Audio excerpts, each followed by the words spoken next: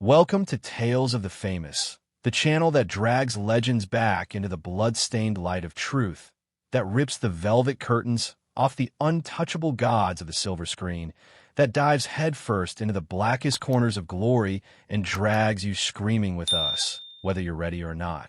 Behind the concrete floor of Shepperton Studios Stage 7 on a suffocating July afternoon in 1990, behind the blinding Klieg lights that turned sweat into steam, behind the humming generators and the smell of hot metal, cigarette smoke, and testosterone so thick you could cut it with a knife, behind the exact 37 seconds when Steven Seagal, the ponytail-wearing Aikido messiah who had convinced the entire planet he was the deadliest man alive, looked across the set at Bolo Yeung, the 275-pound mountain of living granite who once made Bruce Lee look mortal, and decided, in front of 50 witnesses who will never forget the sound, decided to prove once and for all whose martial art was real, only to discover, in a blur of blood and humiliation, that some doors should never be opened, some questions should never be asked, and some men are exactly as dangerous as they look. Because tonight we're not showing you a choreographed movie fight with wires and stunt doubles and slow-motion glory. We're showing you the real thing. Raw, uncut, captured by accident on a behind-the-scenes VHS that was ordered destroyed the same day. Hidden for 35 years. Resurfaced like a ghost that refused to stay buried. 8 million people have already watched it. Most of them hit replay 10 times. Some still can't speak. Hold your breath. Lock the door. Turn the volume up. Let's roll. Los Angeles, winter 1989 to 1990. Steven Seagal is riding the highest wave of his life. Above the law, hard to kill, marked for death, 3 straight #1 hits, each one bigger than the last. He's 38, 6'4", long black ponytail, swinging like a battle standard, black silk shirt half unbuttoned, voice like gravel soaked in whiskey and arrogance. He's not just an action star. He's the first Westerner to open an Aikido dojo in Japan, 7th Dan black belt, trained for 15 years under masters in Osaka, handpicked by Spielberg to choreograph knife fights, whispered to have real Yakuza ties, rumored to have put real mobsters in hospitals with his bare hands. Hollywood calls him the real deal. The press calls him the most dangerous man in America. He believes every word. Across the planet, in Hong Kong, Bolo Yeung is 44 and still a living weapon. 3-time Mr. Hong Kong bodybuilding champion, 19-inch arms that look carved from obsidian. The man who stood toe-to-toe with Bruce Lee in Enter the Dragon and walked away untouched. The human wall who crushed Jean-Claude Van Damme in Bloodsport and Double Impact without ever breaking a sweat. He doesn't talk much. He doesn't need to. His presence is a warning written in muscle and scar tissue. July 1990, Shepperton Studios, England. Jean-Claude Van Damme is shooting Double Impact, his passion project. Twin brothers, one good, one evil, both kicking the world's ass. Bolo Yeung is the silent, terrifying enforcer. The set is a circus. Cameras, lights, stuntmen, extras, coffee cups, cigarette smoke. One morning, the circus gets a visitor no one expected. Steven Seagal walks in unannounced. Black outfit, ponytails swinging, entourage trailing like shadows. He's in London doing press. He heard Van Damme was shooting with Bolo Yeung. He wants to see the real martial artists up close. He wants to be seen. He watches a rehearsal fight between Van Damme and Bolo. Choreographed, of course.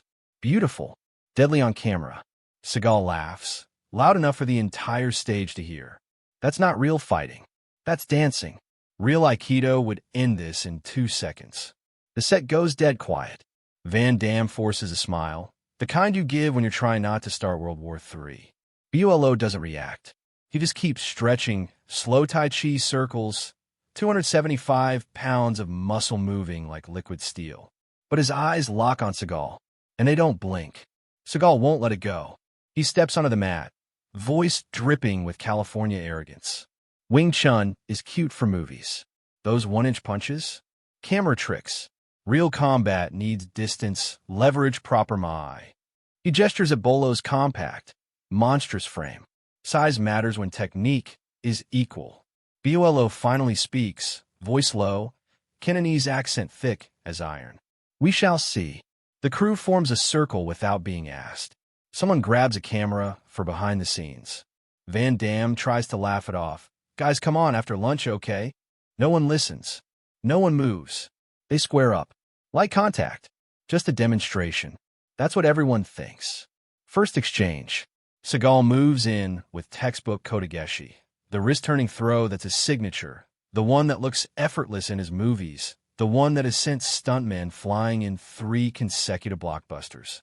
His long fingers lock around Bolo's massive forearm. He twists with everything he has.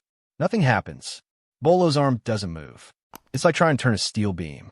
Before Seagal can adjust, before he can even process that his perfect technique has failed, Bolo's palm heel drives forward, not hard, controlled, but with the weight of a freight train behind it. It lands square on Seagal's sternum. The impact lifts him off his feet. He staggers back 3 steps, eyes wide, ponytail whipping like a broken banner. The room gasps. Seagal's pride is on fire. He charges again, this time with Irimi Nage, the entering throw, spinning to use Bolo's momentum against him. His back foot catches the edge of a dolly track, half a second off balance. Bolo doesn't miss it. Palm heel again, this time to the jaw. Crack. Seagal's head snaps sideways. Blood flies from his lip. He stumbles, tries to recover, throws a desperate elbow. Bolo catches the arm, steps in, and unleashes the iron wall, both palms, 275 pounds behind them, straight into Seagal's chest. Seagal flies. 6'4", 200 pounds, airborne for a full second. He crashes backward, chair flipping, body slamming the concrete with a sound that makes the stuntmen wince in sympathy. He lies there, gasping, one hand on his ribs, the other clutching his jaw. Blood drips onto the floor. 37 seconds. That's all it took. Bolo stands over him, breathing calm, untouched, sweat barely beading on his forehead. He offers a hand. Seagal doesn't take it. The crew is frozen. Van Damme's mouth hangs open. Director Sheldon Lettich whispers, "Did we just film that?" Assistant cameraman Danny Walsh keeps the tape rolling. He knows what he just captured. Seagal gets up slowly, face swelling, pride in tatters. He mutters something about not being ready and limps off set. The tape is supposed to be destroyed. It isn't. It disappears into a box labeled Van Damme B-roll. 35 years later, it surfaces. 8 million views in a week. The internet explodes. Seagal got slept. Bolo is a different species. Hollywood tough guy myth equals dead. Chuck Zito, years later on a podcast, will laugh.